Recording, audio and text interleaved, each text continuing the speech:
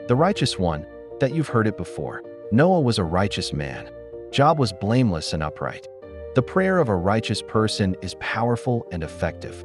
And maybe you've asked, Lord, what does it mean to be righteous? Let me tell you, being righteous isn't about being perfect. It's not about walking without mistakes or never falling short. No, righteousness is not flawlessness, it's faithfulness. A righteous person is one who walks with God, not away from Him.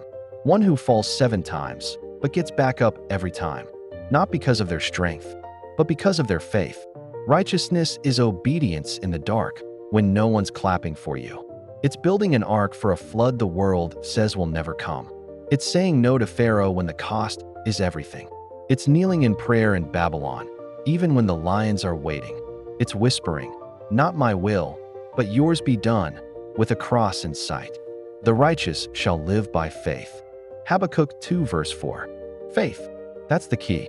Not status, not ritual, not a resume of good deeds. The righteous are those who take God at His word.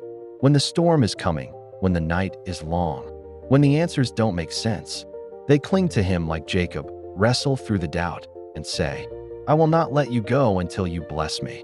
They're the ones who stand when others bow, pray when others sleep, give when others hoard, love when others hate, and forgive even when it hurts. They are not righteous because they are better. They are righteous because they believe. So who is righteous? The man who repents with tears and turns his heart back to God, he is righteous. The woman who kneels and says, Lord, have mercy on me. A sinner, she is righteous.